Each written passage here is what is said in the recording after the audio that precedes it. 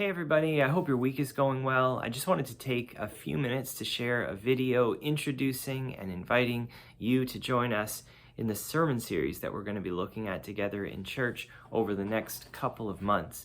We've just come through Easter, and it was wonderful to be able to worship with so many of you as we celebrated Jesus' resurrection this past Sunday morning through song, through our prayers, and reflection on Scripture. And as we were reminded that in Jesus' death and resurrection, God says to the world, I am putting things back together. That these things that are broken, whether it may be our sense of our relationship with God, whether it be relationships with other people in our life, or between cultural groups or racial groups that feel like they have become irreparably broken, or whether it be the situations that we see when we look around us in the world, that God says to us at Easter, I am able and I am more powerful than death. We're going to be spending some time for these next couple of months in a couple of chapters of the last book of the Bible, the book of Revelation, which for many people is a daunting book of the Bible.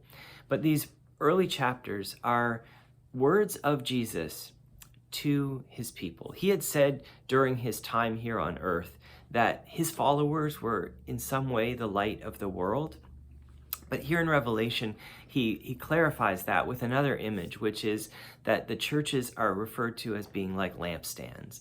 And that reminds us that Jesus is the light of the world, and when he shines from us or through us, we can then also shine a light into a world that often feels like it is overwhelmed by darkness. And these 7 churches that we read these messages from in Revelation 2 and 3, they were all in various ways trying to be faithful lampstands, shiners of light into the world. And Jesus had words to commend them about many of the things they were doing right, but he also had some guidance and some correction to give them a new vision for what it was that they are called to be in the world.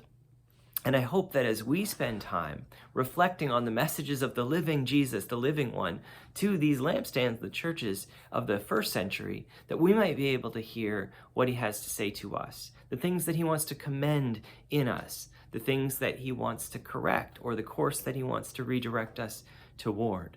So I'm going to invite you and all of us together to come and to gather as we reflect on these passages of Scripture, to expect that Jesus, the one who is alive, cares about what's going on with us, cares about this world, and wants to continue to shine his light out into it. So will you join us this next couple of months? I hope that we'll see you around and that you'll follow along. If you're unable to be in person, that you can follow along online. And I pray that God will continue to use us and shape us as a church, and that he will bless you in whatever's going on in your life this week.